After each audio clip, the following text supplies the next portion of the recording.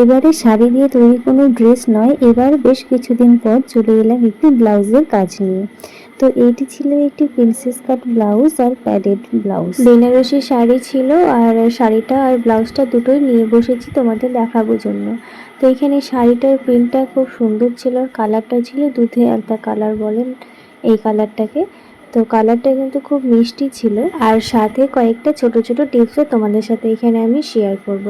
আর মেয়েকেও দেখো নিয়ে বসেছিলাম, ও একটু উকি মেরে মেরে দেখছিল আমি কি করছি। কাটিং করার জন্য প্রথমে আমি পেপারে ডাইসটাকে এঁকে নিয়েছি, তারপরে ব্যাক পার্টটাকে কাটিং করার পরে ফ্রন্ট পার্টটা কাটিং করব। তো এইখানে একটা ছোট্ট টিপস, কোনো কাস্টমারে যদি একসাথে দুটো তিনটে ব্লাউজ দেওয়া থাকে তাহলে কিন্তু এইভাবে ডাইস কেটে একসাথে লাইলেনগুলোকে এরকমভাবে পেতে নিয়ে কাটিং করলে খুব তাড়াতাড়ি কিন্তু কাটিংটা করা যায়। আমি এখানে একটা বৌদির ব্লাউজ কাটিং করছিলাম, তো তার দুটো ব্লাউজ আমার কাছে দেওয়া ছিল, তো সেই জন্য আমি দুটো লাইলিনই কিন্তু একসাথে কাটিং করে নিচ্ছি, যেহেতু দুটোই প্রিন্সেস কাট হবে বলেছিল। তো এই জন্য কিন্তু কাটিংটা আমার তাড়াতাড়ি হয়ে গেছে। তো ভাবলাম যে তোমাদের সাথেও এই টিপসটা শেয়ার করা যাক। তো এইরকম আমার মতন অনেকেই কিন্তু এইরকমভাবে করে থাকে। তো একসাথে এইভাবে 5টি ব্লাউজ পর্যন্ত কাটিং করে নেওয়া যায়। এর বেশি হলে কিন্তু কাটতে একটু অসুবিধে হয়ে যায়। তো দেখো যেহেতু এটা প্যাডেড ব্লাউজ হবে সেই জন্য লাইলিনটা কিন্তু অনেকটা বেশি পরিমাণে লাগে। তো আমি এইভাবে এক ধার থেকে অল্প অল্প করে কাটছিলাম যেন কি আমার অল্প কাপড়ের মধ্যে হয়ে যায়, কিন্তু যতটা কাপড় প্রয়োজন ততটা তো লাগবেই। আমি তো এভাবেই কাটিং করে থাকি। তো তোমরা কীরকমভাবে কাটিং করো একটু আমাকে কমেন্ট করে জানাবে। তো কিভাবে কাটিং করলে কাপড়টা একটু কম লাগে সেটা একটু আমাকে কমেন্ট করে জানাবে। কাটিং করা হয়ে গেলে তারপরে কিন্তু সব পার্টগুলোকে আমি এভাবে অ্যাটাচ করে আয়রন করে নিয়েছি। এখানে দেখো আয়রনটা এখানে সাথেই আছে। এরপরে আমি সেলাইটা কিন্তু করে নেব। তো এইখানে যেহেতু এটা প্রিন্সেস কাট ব্লাউজ আর সামনের দিকটাতে কিন্তু এখানে প্রিন্সেস কাটে ওই পাইপিং দিয়ে হাইলাইট করা হবে, যার জন্য প্রথমে পাইপিংটাকে অ্যাটাচ করে নিলাম, তারপরে দুটো পার্টকে কিন্তু জয়েন করে নিচ্ছি আর ওপর থেকেও একটা চাপ সেলাই দিয়ে দেবো। একই রকমভাবে কিন্তু দুটো পার্টই আমি এখানে রেডি করে নেব। রেডি করা হয়ে গেলে তারপরে কিন্তু একই রকম পার্ট যেটা হচ্ছে খাপটা আমি সেট করব সেই পার্টটাকে প্রথমে জুড়ে নিয়েছি। তারপরে ওপর থেকে পয়েন্টের মেজারমেন্টটা নিয়ে প্রথমে আমি ভালো মতন চেক করে নিচ্ছি কোথায় খাপটা বসবে। তারপরে কিন্তু খাপটাকে এরকমভাবে অ্যাটাচ করে নিচ্ছি। তো এই খাপগুলো কিন্তু আমি এভাবেই অ্যাটাচ করি। আর তোমরা কে কীরকমভাবে করো সেটাও একটু আমাকে কমেন্ট করে জানিও। আর এই কাজ করতে করতে বারবার এই যে সুতো ছিঁড়ে যায় এটা এত বিরক্ত লাগে।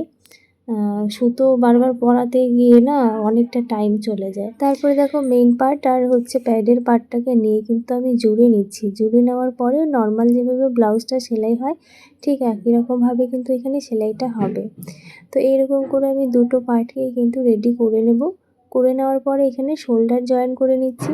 শোল্ডার জয়েন করার পরে একে একে যেমন গলায় পাইপিং, তারপরে সব হুক পট্টি এগুলো সব রেডি করে নিতে হবে। তো দেখো এখানে আমি গলায় পাইপিং দেওয়াটা একটু তোমাদের দেখিয়ে দিচ্ছি।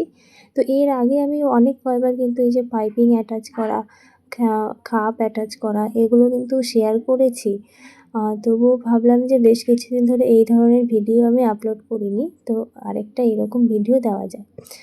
তারপরে দেখো ব্লাউজটি পুরো কমপ্লিট হয়ে যাওয়ার পরে এইরকম হয়েছে ফাইনাল লুকটা। যেমনটা তোমাদের বললাম সামনেটা এরকম পাইপিং দিয়ে হাইলাইট করেছি আর হাতাটা এখানে একদমই প্লেন ছিল, সিম্পল একটা হাতা ছিল আর পেছনে গোল গলা।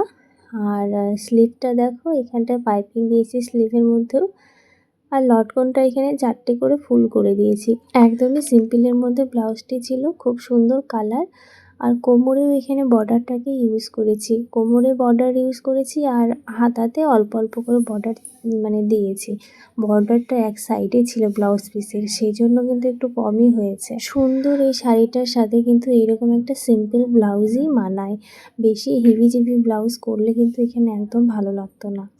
আর এই হচ্ছে শাড়িটা কিন্তু খুবই সুন্দর একটা শাড়ি আর বেশ খুব একটা ভারীও না আবার খুব হালকাও না, মিডিয়াম ছিল ওয়েটটা।